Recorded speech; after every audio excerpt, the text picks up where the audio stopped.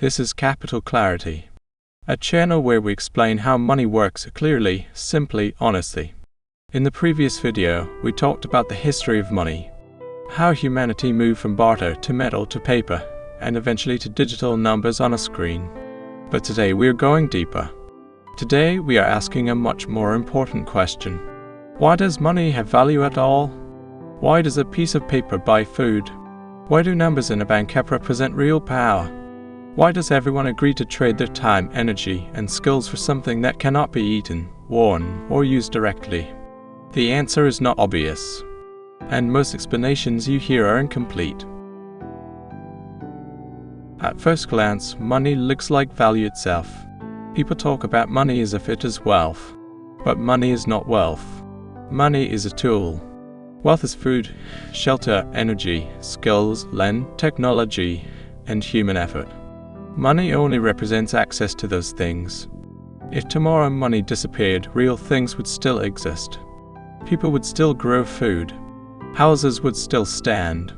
Skills would still matter. Money does not create value. It measures and transfers it. So where does its power come from? The short answer is trust.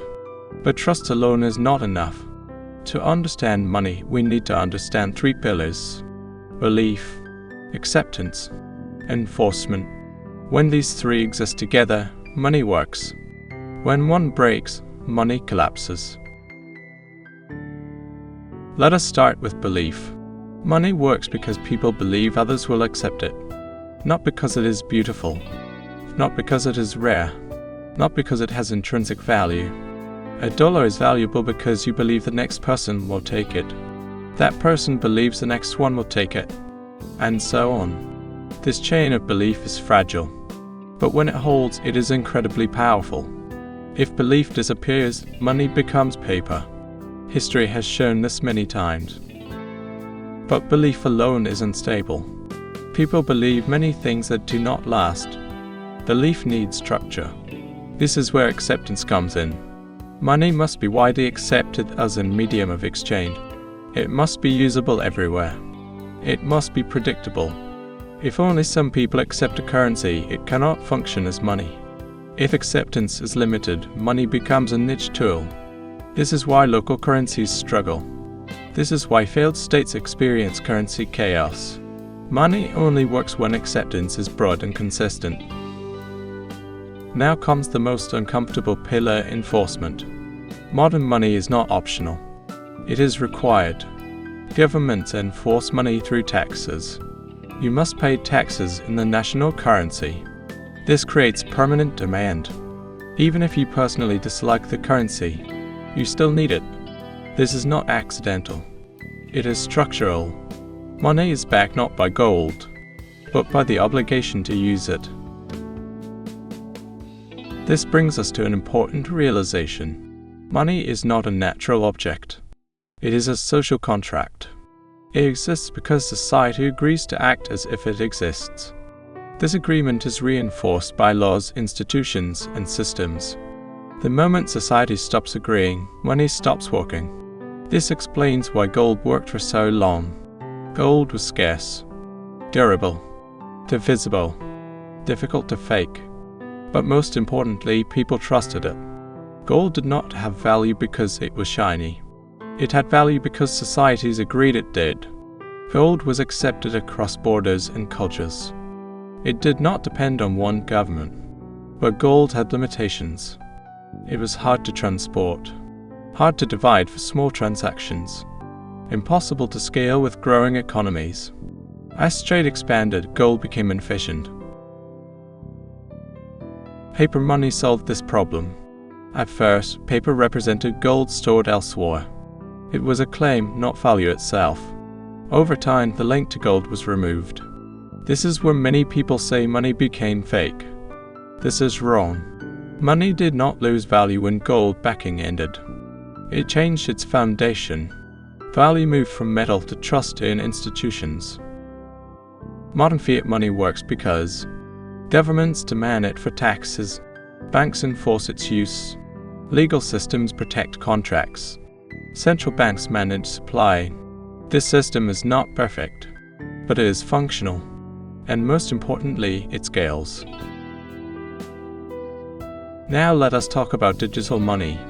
Most money today does not exist physically. It exists as entries in databases.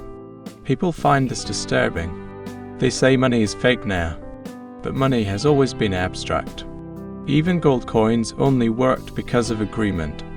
Digital money is simply a faster abstraction. Your bank balance represents a claim on resources, not the resources themselves. When trust in the system holds, digital money works perfectly. When trust breaks, people rush to convert numbers into physical goods. This leads us to inflation. Inflation is not just about printing money. It is about trust in supply and demand. When people believe money will lose value, they spend it faster. This accelerates inflation. Inflation is partly economic and partly psychological. Trust shapes behavior. Behavior shapes outcomes. Now we must address a common myth. Money is not backed by nothing. It is backed by economic output, taxation power, institutional stability, military and political force. This does not mean money is safe forever. It means it has real foundations. Weak institutions create weak money. Strong institutions create strong money. This is also why currencies collapse. Not because paper changes, but because trust disappears. Hyperinflation is a crisis of belief. Once people stop trusting money as a store of value, it stops being money. Understanding this changes how you see wealth. Money is not security. Access is security. Money is a claim, not ownership. The real question is not how much money you have, but how reliable that claim is. This also explains why assets matter. Assets produce value independently of money. Land, businesses, skills, energy. Money gives access. Assets create leverage. So what gives money its value? Not metal, not paper, not numbers. Agreement, trust, enforcement. Money works because society decides it works. And as long as that decision holds, money remains powerful. In the next video, we will talk about how money is created. Not printed, but created. Through banks, debt, and credit. Because once you understand creation, you understand power. This is capital clarity. How money works clearly, simply, honestly.